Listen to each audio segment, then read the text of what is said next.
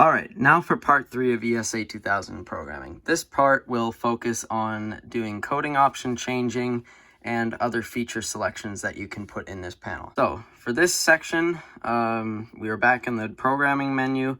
We have device/circuit programming, add LED or delete LED assignments, add correlations, delete correlations. We're not going to go into correlations, but basically what that does is it allows you to program, say, a certain pull station to activate a certain NAC, or something like that, or a zone to activate a relay or a specific NAC or something like that. I may make a part on that someday, but for now I'm just going to do the basics. That's a little more complicated stuff. Okay, so feature selection will be number 6. So we want that. So this is feature enable disable. What this does is basically allows you to enable or disable certain parts or like certain controls you can do on the system. Supervisory FDR bypass, I'm still not too sure what that is, and obviously it has something to do with supervisory, but next, alarm FDR bypass, that might be fire department something, I'm not too sure, but again, recycle auto evacuation, I think that re-enables the time for the auto evac. Pre-dump signal, it's kind of a silly name for a feature, I don't know what this does either. Counting circuit reset. I think what this does is when the panel resets, it goes through and it counts every circuit that resets. I may just be saying gobbledygoo, but that's the best I can think of what it does. The drill switch, that I know, that basically just allows you to enable or disable the drill button. Signal silence switch, this allows you to enable or disable the use of this button, but we're going to keep that on.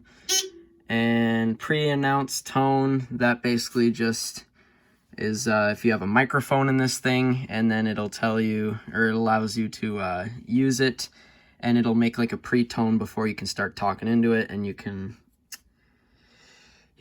change that. And that's it. So let's go to that. Next, we have add remove printer parts. That basically just allows you to add a printer like via RS-232 or something like that. We don't need one. Timer settings, that's for things. I will go into that. Auto evacuation timer, that's if it's a 2-stage system and you want to tell how long it takes for it to go into second stage. Signal silence inhibit, that basically puts a timer on how long you have to wait till you can silence the system. Canada-wide, that is a required feature, but I'm not putting it on here just because it's a hobby system and I don't really feel like waiting a minute before it disables, or I can silence it. Signal silence timer, and I do have this enabled, but this is an automatic silencer. So I have it set for 5 minutes, meaning that after 5 minutes, the system will automatically silence the NACs if they have not already been done so. And auto evacuation timer, so that is that, timers. Next, we have remote enunciator configuration. It's just if you have an enunciator. I don't have one, so can't go too much into that. Evacuation rate selection. Okay, so this is what we want for coding options. So you can see we have continuous, and now you will see that this panel actually has a very generous amount of coding options for its age. This panel particularly is from 1995. Although they made these panels from 1991 until I believe 1998 or 1999, and they fully discontinued them in terms of like making parts in 2006, I believe.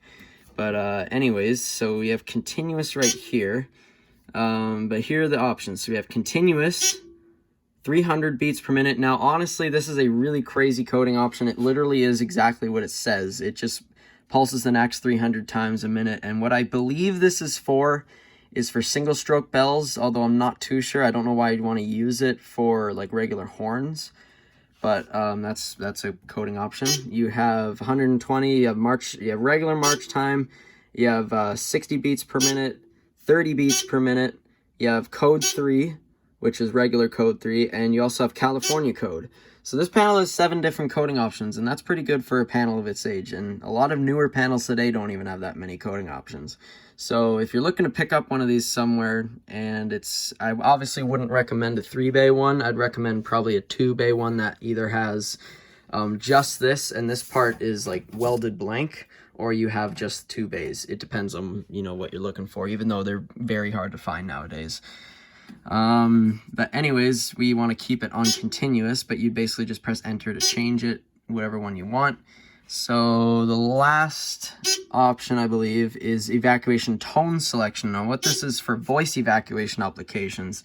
And what's really unique, yes, about this panel is that you don't select the tone from the voice evacuation parts you put in this. It's actually already built into the CPU, which is actually kind of nice, because you don't, it's like, for example, the AMGs, the notifier ones, you have to like change it from them, and you need like 2 special parts to make it work. But this, it's already built in the panel, so you just need the amplifiers and the audio controller loop cards and stuff like that, and you're good to go. But the different tones, we have the evacuation rate tone and a bell tone. We have the whoop tone and fast chime. We have the siren tone, the alternative high-low, I think, tone, and fast bell. So that's just like your different voice evacuation sounds. So it's got about 4, or it may just be a speaker evacuation. That's what I call it. If it doesn't have voice, I just call it speaker evac.